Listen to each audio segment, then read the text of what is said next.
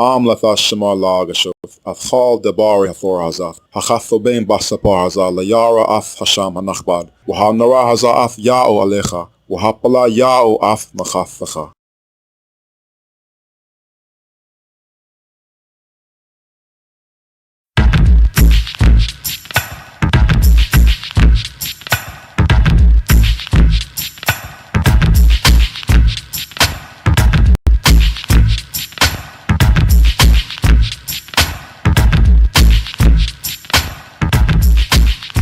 The Tetragrammaton. What is the correct pronunciation of God's proper name?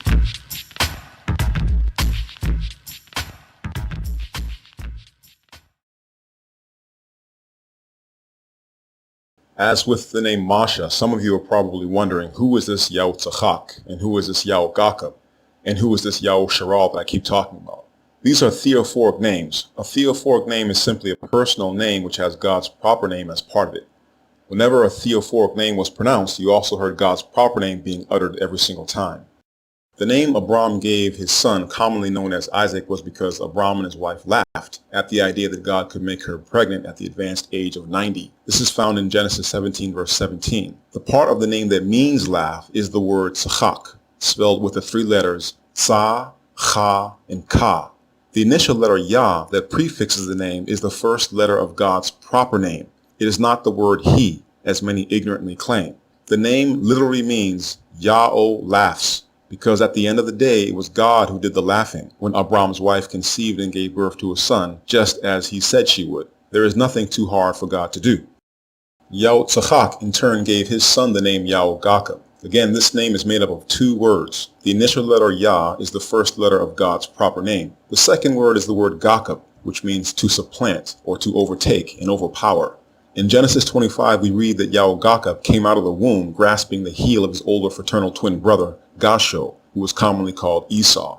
This was the first sign of prophecy given to the boy's parents in Genesis 25, verses 21 through 23, that the younger child would become a nation that would eventually become the master of the older son and his nation. The younger son's name means Yahweh supplants, because it is God who brings down Gasho and advances his younger brother ahead of him.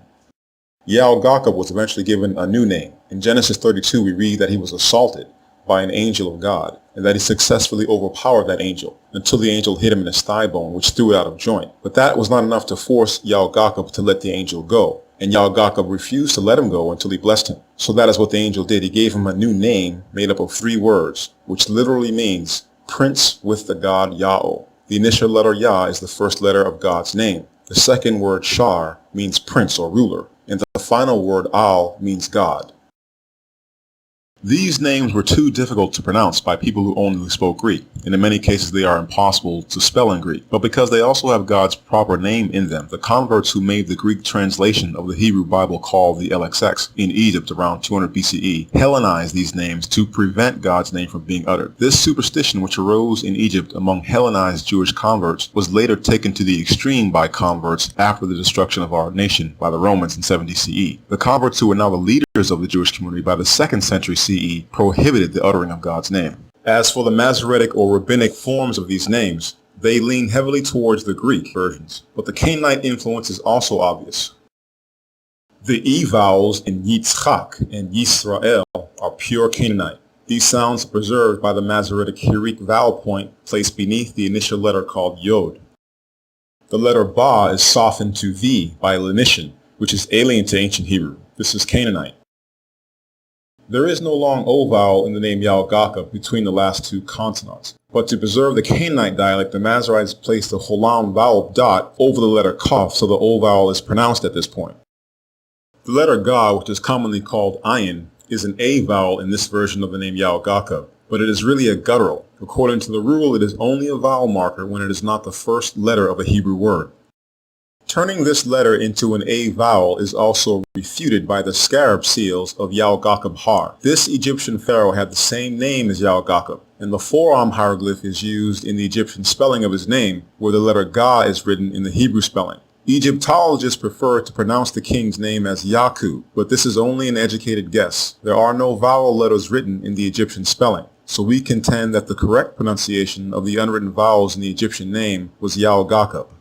The letter Shah is altered to S by the Masoretic point placed above the letter on the left side. The letter is called Sin when this happens and not Shin. In these three theophoric names, a diminutive or reduced spelling of God's name is used and not the full spelling with 4 letters. But in the Masoretic and Rabbinic tradition, it is forbidden to say God's name. Thus, all theophoric names are deliberately mispronounced by the Masoretic vocalization system.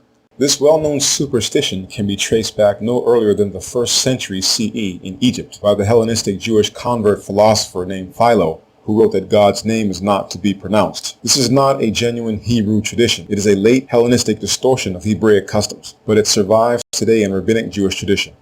There are 4 diminutive forms of the Tetragrammaton. The Proto-Grammaton is the single letter Yah, and this is a prefix in personal names. The second diminutive form is the Deuterogrammaton letters Yah and Ha, and this is a prefix and a suffix in personal names. The third form is the Deuterogrammaton letters Yah and Wa, but this is only a prefix in personal names. The fourth diminutive form is the Trigrammaton with the letters Yah, Ha, and Wa, and this is both a prefix and a suffix in personal names. Whenever a Hebrew child was born, the parents had the option of incorporating God's proper name into their child's name by choosing one of the 4 spelling forms listed here. These are not nicknames for God pronounced 8 or more different ways. All 4 of these spelling forms are pronounced the same way, Yah-O.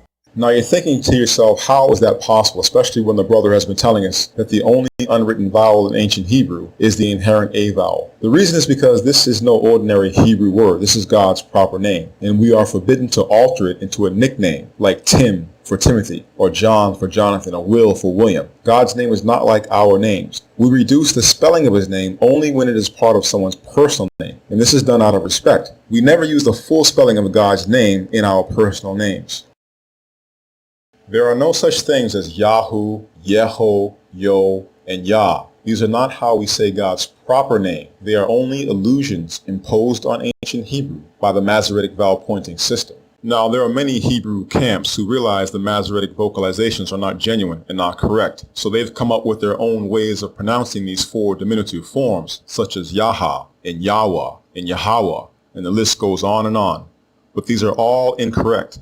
The Most High does not have nicknames. He has titles, but not 8 million different ways to say his proper name. There is only one way to say his proper name, even when you are reducing the spelling of his name out of respect, because you are incorporating his name into a personal name for yourself or for your child. The full spelling of his name is never used in these instances. If you put the full spelling of God's proper name into your own name, you are committing blasphemy. That's why our forefathers were careful and used the diminutive spellings instead, but they did not alter the pronunciation of God's proper name. Let me repeat that. The spelling of God's proper name in personal names is always reduced to a shorter form, but its pronunciation is never altered. It must always be pronounced the way Masha was told to say it. So what about the name Yah? The word Yah occurs 49 different times in the Hebrew Bible. It is not a proper name. It is a title used exclusively by the Most High God, and it means eternal. It is not an abbreviation. It is not a nickname. If it were either of these, it would not be prefixed to God's proper name.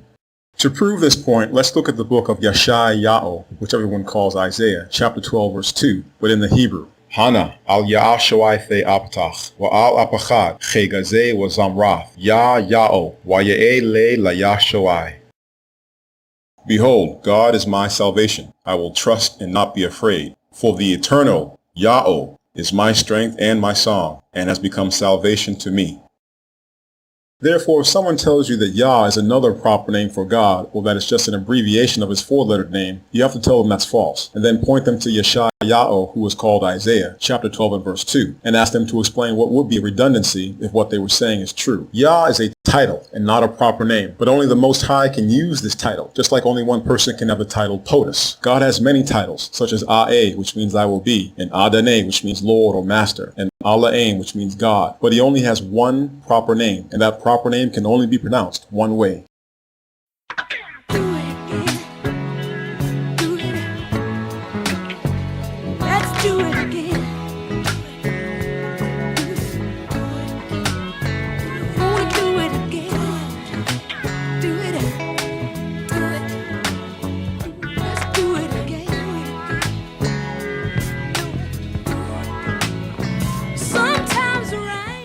Here is the proof that diminutive spellings of the Tetragrammaton are all pronounced the same way. They are not contradictory pronunciations, as the pointed Masoretic Hebrew text would have you believe. An Assyrian inscription of the 8th century BCE by the king Tiglath-Pileser III describes the tribute paid to him by the Hebrew king Ahaz and other kings of the area. We learn from this text that the real name of Ahaz was not Ahaz. He shortened his name to Ahaz by removing the theophoric element at the beginning of his name. However, the Assyrian scribes used the king's full name when recording his submission to Tiglath-Pileser III. The Akkadian language uses the cuneiform script, which is written with an instrument called the stylus. The first sign that the Assyrian scribes used to write the name of Ahaz is the sign IA, which produces the syllable Yah. The next sign, which I have colored in red, is an O vowel, but Akkadian does not have this sound in their language, so they use the sign AU, or the U sign, for this vowel. The king's name and the name of his country, which is the second word in the cuneiform text, both begin with the name Ya'o. So what we have in this text is the phrase Ya'ohazi of Ya'odah, or to say it correctly in Hebrew, Ya'oachaz of Ya'odah. Ahaz was one of the worst, if not the worst, kings in our history. He rejected God and worshipped false gods. So it is not surprising to learn that he deleted God's name from his name. But when he became a slave of the king of Assyria, the Assyrians evidently demanded that he use his real name when paying his tribute to Tiglath-Pileser III. Notice that the letter Ha in God's name is silent. If the Assyrians had heard this letter when the name was pronounced by Hebrews, the Assyrian scribes had an H sign for this. So the fact that they did not write the H sign in the name is proof that you don't hear it. Thus, the correct pronunciation of the diminutive form Yah-Ha and Wa is not Yeho, as mandated by Masoretic Hebrew whenever the Trigrammaton is the prefix of a personal name. We can also rule out Yahweh. The Assyrians did not hear an H sound in this name. The Assyrians also did not hear the sound W. The letter Wa in this name is not the consonant, it is the vowel marker, and the vowel that was heard was the long O vowel. Yahweh is also out the window, as with Yahweh. The Assyrians heard Ya'o when God's name was uttered by our forefathers. The royal name everyone mispronounces today as Jehu is spelled with a single letter Yah as the prefix diminutive form. The king's name is not Jehu. It is Yao-Ho. Yao-Ho. It combines God's proper name with the third person masculine singular pronoun Ho, which means he. Hence the meaning of the king's name is Yao is he. This name is the answer to the rhetorical question, who is God? The answer is Yao is he. There is also no such thing as the name Abijah or Abijah as it is spelled in the King James and other English translations of the Bible. The king's name is spelled two different ways in ancient Hebrew. One way is with the letters Yah and Ha as the diminutive suffix form. Another way is with the letters Yah, Ha, and Wa as the diminutive suffix form. Both forms are pronounced the same way. There are not two different ways to say the king's name. The way you pronounce his name is Ab-Ya'o. Ab-Ya'o. Ya'o is father. Ab-Ya'o is not actually the name this king was given at birth. His name was Abaim, not Abijam or Abiyam. Abaim, and it means father. This name is not a theophoric name, so I didn't put it in the chart. The last two letters Yah and Ma are used to pluralize words in Hebrew or emphasize them. So the name Abaim is not fathers in the numerical plural. It is father in the singular, but emphasized with a majestic plural. The name is a reference to God, who is the supreme father. And this explains why later in life the king adopted the name Ab-Ya'o, which means Ya'o is father, and is more specific in meaning. The name of the prophet everyone mispronounces as Jeremiah is spelled two different ways in ancient Hebrew. The first way is with the letters Yah and Ha as the suffix form. The second way is with the three letters Yah, Ha, and Wa as the suffix form. Both forms are pronounced the same way. There are not two different ways to say the prophet's name. The way you say his name is Yaram Ya'o. Yaram Ya'o. And the meaning is Ya'o will lift. Another mispronounced royal name is the name of the king people call Joram and Jehoram. His name is spelled two different ways in ancient Hebrew. One way is with the letters Yah and Wa as the prefix diminutive form. The second way is with the letters Yah, Ha, and Wa as the prefix diminutive form. Both forms are pronounced the same way. Ya'oram. Ya'oram. And his name means Ya'o is exalted. The correct way to say the name of Abram's firstborn son is not Ishmael. It is Ya'o Shma'al. Ya'o Shma'al. And it means Ya'o is the God who hears.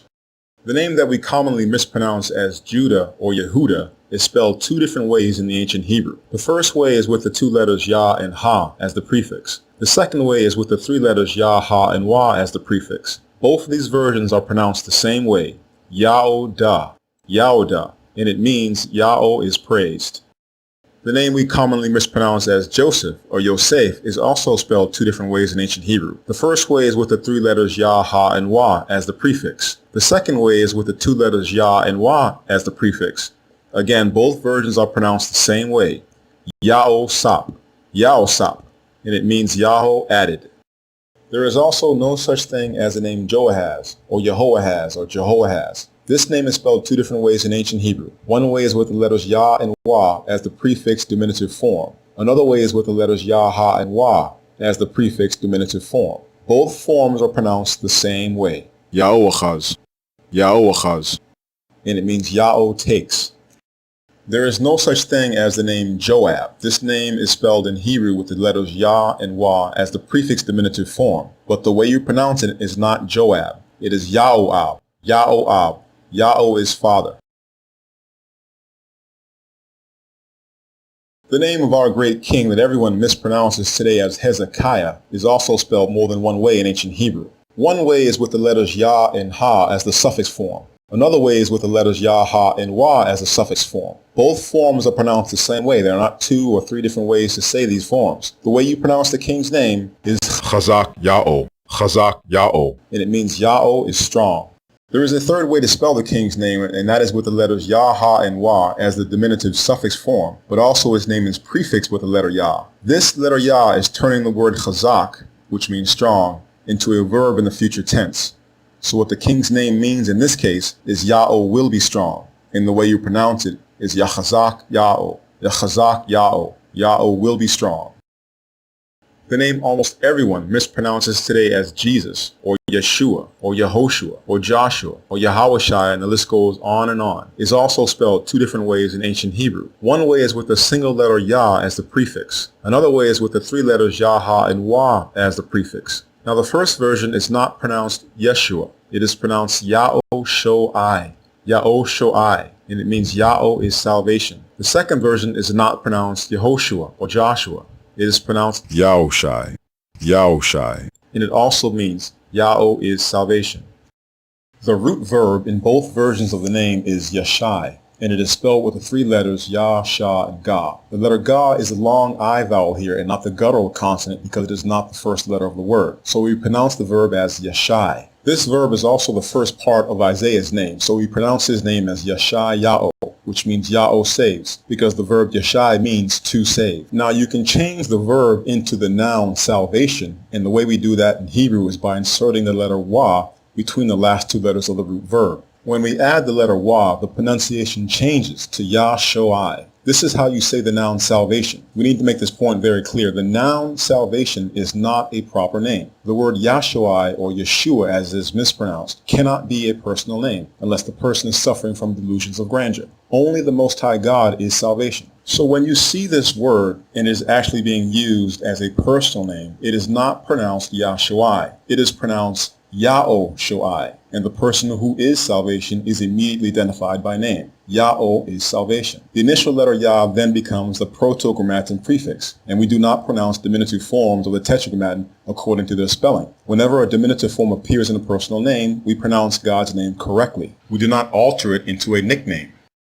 Another way that we turn the verb Yashai into a noun within a personal name is by dropping the initial letter Yah and adding the letters Ha and Wa. This creates the name Hoshai, which is another short nominal sentence. The name means He is salvation, and it is the answer to the rhetorical question, who is God? This name provides the answer. He is salvation. The word Ho is a third person masculine singular pronoun, which means he in English, but it is written here in the short form. The complete or long form is spelled Ha, Wa, and Ah, and the terminal letter Ah is silent because this is a masculine word. Hoshai was the original name of Moshe's right-hand man and chief minister, but Moshe later changed his name by adding the letter Yah at the beginning. This changed the word Ho into the trigammaton Yah, Ha, and Wa, which is a diminutive spelling of God's proper name. So now the way you pronounce Hoshai's name is not Yahawashai, not Yahushai, not Yehoshua, etc. It is Yaoshai, Yaoshai. This is another nominal sentence, but more specific and direct in its meaning. It means Yao is salvation. Allah Shemot Anashe Masha Shalach Masha Lato'ath Haratz Wayakar Masha Lahoshai Ban Non Yaoshai. These are the names of the men which Moshe sent to spy the land. And Moshe called Hoshai, the son of Nun, Yaoshai. Numbers 13 and 16. This form of the name is the most common and the most important. It occurs over 200 times in the Hebrew Bible, and it was most likely this version that was given to you-know-who at birth. The first version we looked at only occurs 29 times, and these are all found in the later books of the Hebrew Bible. But because the converts in Egypt who made the Greek translation of the Hebrew Bible called the LXX around 200 BCE were believers in the superstition that God's name should not be uttered, they Hellenized both versions of this name and changed their pronunciation into Jesus in Greek, so God's name is not heard when the names are uttered in Greek. This Greek form Jesus eventually became anglicized as Jesus. I again must stress that the noun Yahshua, which is mispronounced Yeshua, is not a personal name, and it is not the name Jesus could have been given at birth, because it would have offended everyone in the community where he was raised. None of his own people would have called him by this word, because only the Most High God can be called the noun salvation. So his name was either Yahushua, which is the first version we looked at, or his name was the standard, most common version, Yahushai, both of which mean the same thing. Yahweh is salvation. Okay, so let's recap. The picture on the left is real Hebrew, and the one on the right is fake Hebrew. Sorry to put it in those terms, but it is an indisputable fact. The ancient script on the left did not evolve into the script on the right. The script on the right was introduced by the ancient Assyrians for writing the Aramaic language. It eclipsed our script because the Gentiles from other nations who converted to our religion were more familiar with the Assyrian square script. So these converts rewrote the biblical manuscripts in the Assyrian square script during the last 2 centuries of the Second Temple period. When the Romans destroyed our nation, the converts took the lead and carried on, and they continued to copy the Bible in the Gentile Assyrian square script. Then the Masorite scribes added their vowel points and diacritic signs to these manuscripts in the 9th century CE. The ancient and real Hebrew script did not have vowel points or diacritic signs to help the reader with pronunciation. Instead, vowel letters were recognized by their positions within a word, and the vowel sounds of ancient Hebrew were ah, a, o, and I. God's proper name therefore has to be Yahweh, because every consonant letter in his name is also a vowel letter when it is not the first letter of a word. The letter Ha is always a silent vowel placeholder unless it is the first letter of a Hebrew word. You've seen this graphic a few times already in the video, so let me say a few words about it. Mashah was not kidding when he wrote that God speaks Hebrew, and this was the language he imparted to Adam. This is the language that survived the global flood, and it survived the Tower of Babel among Gahbar and his descendants. The language was named after Gahbar for this reason. It has no precursor, and its script preceded the Egyptian hieroglyphs. These are fantastic claims, but they are the claims made by Mashah in the Torah. You either believe them or you don't. King Chazak Ya'o believed them. This graphic is a picture of his royal seal. The script reads LaChazak Ya'o, Achaz Malach Yehudah. Translated into English, this is belonging to Chazak Ya'o, son of Achaz, king of Yehudah. When this artifact was discovered, scholars were left scratching their heads because King Chazak Ya'o, or Hezekiah as he is called in English, used Egyptian iconography in his royal seal. The Bible praises Chazak Ya'o as one of our greatest kings. He was a righteous king who kept all of God's commandments. But this seems to be contradicted by his seal because it shows a winged sun disk with 6 rays shining out, and it is flanked on the left side and the right side by the Egyptian Ankh symbol for life. The winged sun disk is a well-known symbol for the Egyptian sun god. So what is going on here? The answer is simple. The ancient Hebrews believed their language and script was of divine origin and has no precursor. The Egyptian hieroglyphs came later, and the creators of these glyphs referred to the Hebrew script for at least 22 of their own hieroglyphic symbols. They simply redesigned the Hebrew letters. This is not the Egyptian sun god inside Chazak Ya'o's royal seal. It is not any god at all, or it would be a violation of God's commandments. Therefore, it can only be a symbol of Chazak Ya'o himself. God's anointed king outranks all other foreign kings. Contemporary Egyptians would have looked at this seal and concluded that Chazak Ya'o was a worshipper of their supreme sun god. But the truth would have offended them. Chazak Ya'o was actually claiming the status of their god and the right to usurp their artwork because the hieroglyphs were inspired by Hebrew. Keep in mind that symbols and geometric shapes and designs have no inherent meaning. They only mean what you want them to mean. What one symbol means in one culture can have an entirely different meaning in another culture. So although the winged sun disk was invented by Egyptians and represented the Egyptian sun god, in the Hebrew kingdom of Yehudah, it represented King Chazak Ya'o. The 2 Egyptian Ankh signs flanking the sun disk mean, Long live King Chazak Ya'o. This king bowed to no man and to no god except the Most High. He only served Ya'o. All the kings of the earth and their false gods were beneath Chazak Ya'o because he was God's anointed. Now is the time for me to keep my promise about Genesis 15:7 and Genesis 28:13. Even though we cannot rely on the Greek translation of the Hebrew Bible called the LXX for the pronunciation of Hebrew words and names, there is still great value in this translation because it was made from a Hebrew manuscript that predates the Masoretic text. The first century Hebrew historian Josephus was using this much older Hebrew manuscript when he wrote his Antiquities of the Jews and the Wars of the Jews, and both of these works are indispensable. When you read Genesis 15:7 according to the Masoretic text, it has God introducing himself to Abram by his proper name. This contradicts Exodus 6:2-3, where God clearly states to Mashah that he did not utter his name to Abram, nor to Yahutzachak, nor to Yaugakab. This problem does not exist in the LXX because the Hebrew manuscript upon which it is based did not have God's proper name as part of God's introduction to Abram. Instead, it has God introducing himself by his title. In Greek, this is Ho Theos, or the God in English. In Hebrew, this is Ha-Ala'im. Wayamar aleo, ane ha'ala'im ashahu tzathecha ma'or chashdem, lafafacha af ha'arat zazath larashatha. Hence, the Masoretic text needs to be corrected here by the older Hebrew manuscript that was used to make the LXX. God told Abram in Genesis 15:7 that he is the God, Ha-Ala'im, who brought him from Mesopotamia to inherit the land of Canaan, but he did not utter his proper name during this conversation. The Masoretic text has God introducing himself to Yaugakab by his proper name. This contradicts Exodus 6:2-3, but the problem does not exist in the LXX. There we find God introducing himself by the title, Lord God, which is Kurios Ho Theos in Greek. The same expression appears in the LXX translation of Psalm 86:15, where it renders the Hebrew Adonai Al. This is another case where the Masoretic text is inferior to the Hebrew text that was used to make the LXX and needs to be corrected. Wahana, Ya'o Natsab Galeo, Wayamar, Ane Adonai Ala'e Abram, Abecha, Wa Ala'e Yahutzachak. Notice carefully that the word Lord is pronounced Adon in Tiberian Hebrew. This is the Canaanite dialect. There is no O vowel in the Hebrew word. It is pronounced Adonai in Hebrew. What the Tiberian Hebrew does is preserve the Canaanite dialect by the inclusion of a dot above the letter Dalet. That tells the reader to pronounce an O vowel where there is no O vowel. Adon and Adonai are Canaanite pronunciation. The correct pronunciation in Hebrew is Adonai.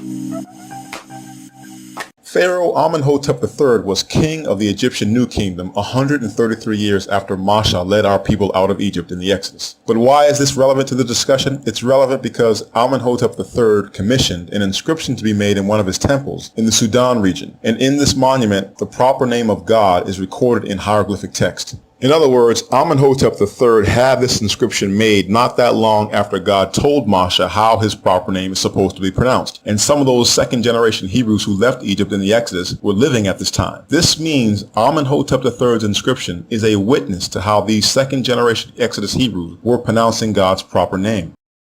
Let me set the stage by quoting just a few words from James E. Hotch that I mentioned earlier in this video series. This is from page 5 of his book, Semitic Words in Egyptian Texts of the New Kingdom and Third Intermediate Period. Quote, "In the New Kingdom, Semitic and other foreign words and names are regularly written in a specialized writing system known as group writing that employs a relatively small number of sign groups in combinations that were not formerly used for native words. The image on the left is the fragment of a toponym list or topographical list of Amenhotep III. This is a list of places and peoples outside of Egypt that pharaohs claim were under their political control. In the picture you can see a woolly-haired bearded man with both arms tied behind his back just above his elbows, symbolizing a subject or a captive. Below the man's waist is a name ring with hieroglyphic text carved inside. This identifies the man and where he comes from. Except for the lower left corner, which is broken away, the name ring and its text are very well preserved. The first glyph at the top is the biliteral sign Ta, depicted as a horizontal strip of land. Accordingly, this glyph is the word for land or country. The second glyph beneath the Ta sign is the biliteral sign Sha, depicted as a pool with lotus flowers. The third glyph and the fourth glyphs form a group. The first glyph is the sedge plant, which is the biliteral sign Su. The next glyph is the quail chick. This glyph is normally the consonant W, but it is used here as a U vowel in group writing. The pronunciation of these four glyphs is therefore Ta Sha Su, Ta Sha Su, which means land of the Shasu. Now there was no such people called the Shasu. This name is not the name of a people. It simply describes the nomads living in Canaan next door to Egypt. The next word is the name of a foreign deity not worshipped in Egypt. The double re glyph is the consonant Y, and the shelter glyph is the uniliteral sign H. This group forms the syllable Ya. The next two glyphs form another group. These are the lasso glyph and the quail chick glyph. This group is the final syllable in the deity name. These glyphs are written together to indicate the presence of a diphthong, which is vocalized as a long vowel. There is only one vowel possible for this particular group, and that is a long O vowel. The lasso glyph is the glyph used by Egyptians for this sound when they wrote the foreign names Ptolemy and Cleopatra in hieroglyphic text. If the name was pronounced Ya'u, you would not need to write the lasso glyph plus the quail chick group. You would just end the name with the quail chick by itself. So the name has to be pronounced Ya'o. The Egyptian text reads in full, land of the nomads of Ya'o. This is clearly a reference to our people in Canaan, and Ya'o is what the Egyptians heard when our people uttered God's proper name. Now, for those of you who think it's not important to know God's name or to know how to say it correctly, let's turn to the book of Ya'al, chapter 2, verse 32. The prophet's name is Ya'al, not Joel, and it means Ya'o is God. Chapter 2, verse 32 reads in the Hebrew, Wahechal ashar yakar basham Ya'o yamlat, che bahar tseon, waba Yerushalayim, va'e palatecha ashar amar Ya'o, waba sharei dem ashar Ya'o kar. In English, and it shall come to pass, whoever will call upon the name Ya'o will be delivered. For in Mount Seon and in Yerushalayim will be deliverance, as Ya'o has said, and in the remnant who Ya'o calls. If knowing how to say God's name is not important, then we have a major problem, and this prophet has just lied. Because according to this prophet, calling upon the name Ya'o is what will save people. So what this text is telling us is that the day is coming when God's people, God's chosen people, will begin to call him by his correct name. In Mount Seon and in Yerushalayim, which are mispronounced as Zion and Jerusalem, will be deliverance, as Yahweh has said. And in the remnant who Yahweh calls, the remnant whom Yahweh calls is his people. Now you could say, no, the prophet is not lying. You're just saying his name wrong. You're supposed to say Jesus. Are you supposed to say Yahweh? Are you supposed to say Yahu? Are you supposed to say Yahweh? Are you supposed to say Yahweh? Are you supposed to say Ahaya? Are you supposed to say Yahweh? Are you supposed to say Jehovah? Are you supposed to say Yahweh? But not according to the people who, when they heard the name Ya'o, they were terrified. The ancient Egyptians. The ancient Egyptians were tolerant of other religions. They welcomed all foreign gods, but they did not want to have anything to do with the God whose name was Yahweh. That's no accident.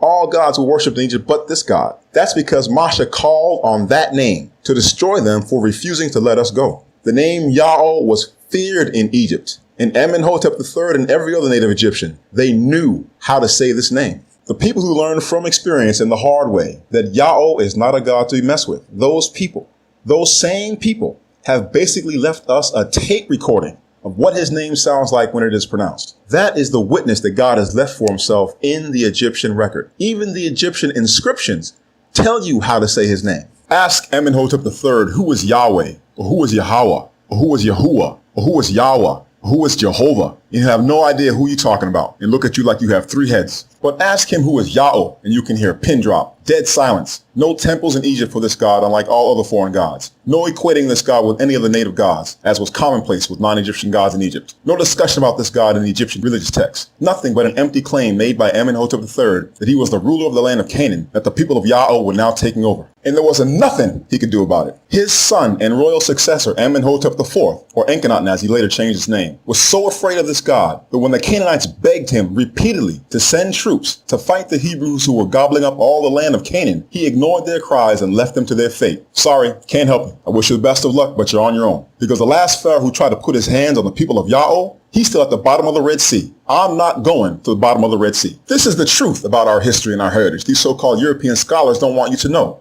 These are the facts they discuss in private among themselves. to see how they can deconstruct it and then teach you lies to prevent you from learning the truth. I did not make up the name Yahweh. You can read the Greek historian Diodorus of Sicily, one of the greatest historians of his time. He was told by Hebrews in the 1st century BCE that the proper name of the God of the Hebrews is pronounced Yahweh, exactly in agreement with the Egyptian record and with the much later Assyrian record. But modern scholars teach you lies so you can run and chase after some make-believe cat named Yahweh or Jehovah or Yahoo or Yahweh. The Creator's name is Yahweh. It always has been and it always will be.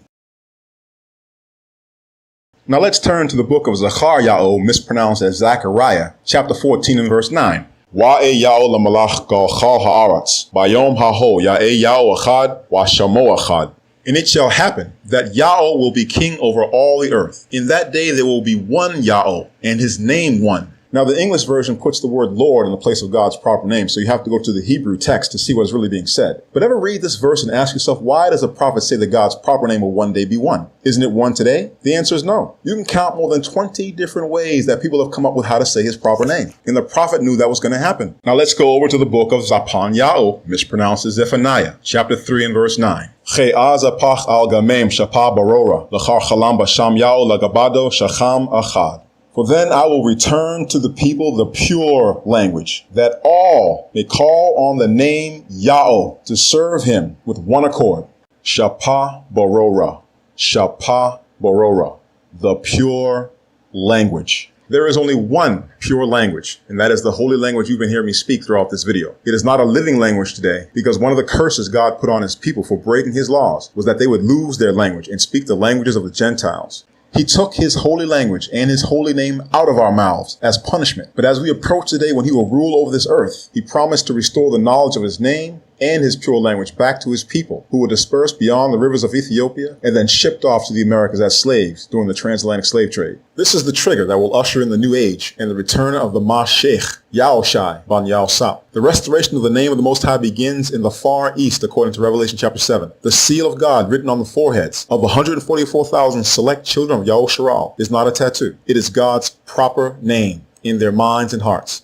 It is the boldness to proclaim God's proper name correctly, to shout it and to sing it until it drowns out every other sound and is the only sound heard all over the face of the earth. That day has already begun.